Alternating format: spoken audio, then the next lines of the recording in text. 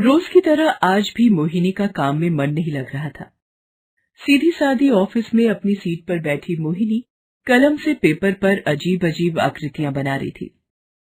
मोहिनी मुंबई में अकेली रहती थी और वहीं एक दवा बनाने वाली कंपनी में काम करती थी। मोहिनी अपना काम बखूबी करती थी। जब से उसने यहाँ काम शुरू किया था, बहुत मन लगाकर काम करती थी और बहुत मेहनती भी थी। मोहिनी बहुत सादगी पसंद लड़की थी। बाकी लड़कियों की तरह सजना संवरना उसे पसंद नहीं था, लेकिन उसका बॉस हमेशा उसके काम में खामियां निकालता रहता था। शायद वो मोहिनी से कुछ और ही एक्सपेक्ट करता था, जो मोहिनी पूरा नहीं कर रही थी। वो जब भी किसी काम से बॉस के केबिन में जाती, उसका बॉस किसी न किसी बहाने उसे डांटता, उसके द्वारा किए गए काम में कमियां निकालता। मोहिनी इन सब से बहुत परेशान रहने लगी थी। उसका अब काम से मन हट गया था। उस दिन भी मोहिनी किसी तरह अपना काम निपटाकर ऑफिस से निकली। ऑफिस से निकलकर थोड़ी दूर गई ही थी कि मोहिनी के दोस्त आकाश की कॉल आई। हेलो। हाय मोहिनी। अरे कहाँ हो तुम? मैं अभी अभी ऑफिस से निकली हूँ। तुम कहाँ हो? मैं भी अभी ऑफिस से निकला हूँ। तुम वहीं पहुंचो, मैं भी आ रहा हूँ।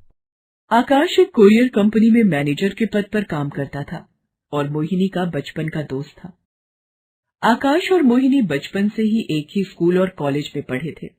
आकाश और मोहिनी रोज अपना काम खत्म करके एक कॉफी हाउस में मिलते थे। दोनों वहीं बैठकर कॉफी पीते और अपनी रोज की घटनाएं एक दूसरे के साथ शेयर करते। थोड़ी देर के बाद दोनों उस कॉफी हाउस में मिले।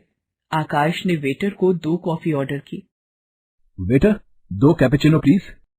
थोड़ी देर के बाद टेबल पर गर्मा गर्म कॉफी हाजिर हो जाती है। मोहिनी बिल्कुल शांत बैठी थी और नीचे जमीन की तरफ देख रही थी। क्या बात है मोहिनी, आज तुम ज्यादा परेशान दिख रही हो। क्या बताऊं यार, रोज की वही टेंशन। ऑफिस में काम करने का मन ही नहीं करता। बॉस को मेरा कोई काम पसंद ही नहीं आता। यार आकाश, ये वही बॉस है।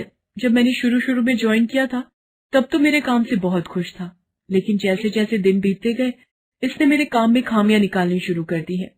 मुझे तो लगता है कि कहीं ये मुझे नौकरी से ना निकाल दे।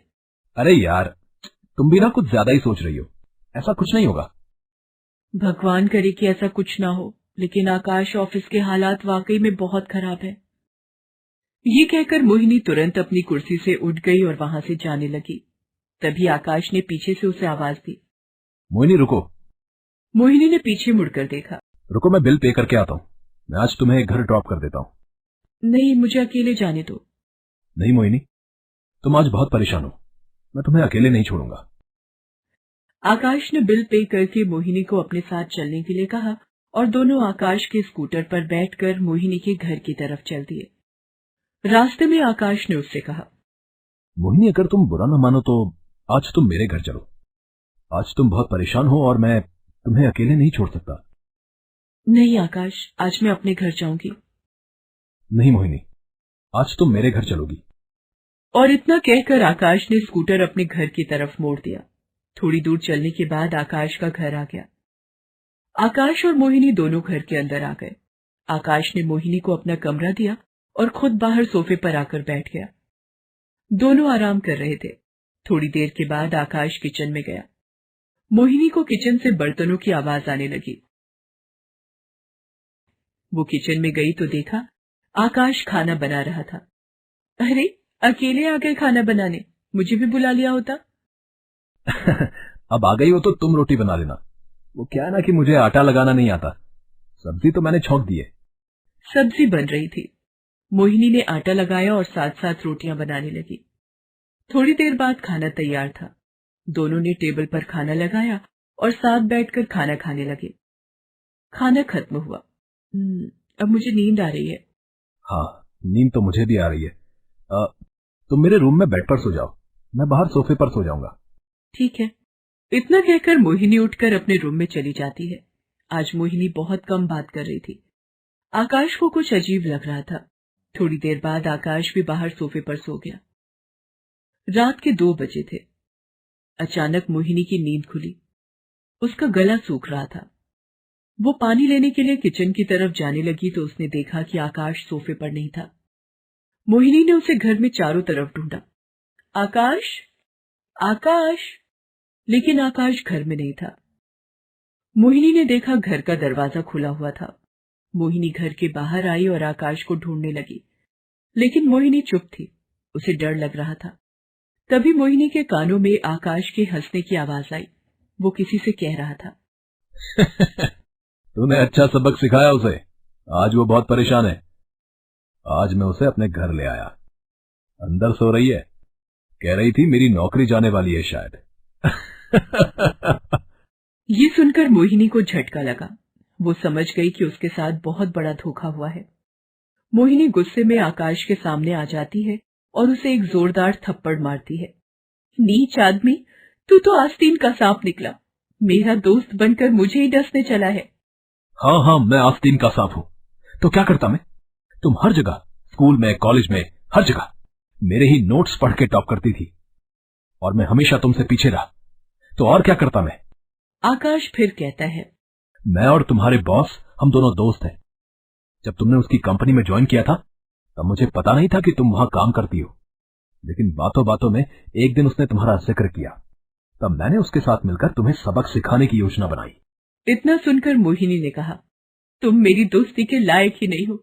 तुमने आज मेरी आंखें खोल दी कि कभी किसी पर भी भरोसा नहीं करना चाहिए, चाहे कोई कितना भी अच्छा क्यों ना हो। इतना कहकर मोहिनी वहां से आकाश के घर की तरफ गई। घर जाकर उसने डाइनिंग टेबल पर रखी स्कूटर की चाबी उठाई और फुर्ती से बाहर आई और स्कूटर स्टार्ट करके अपने घर की तरफ चली गई।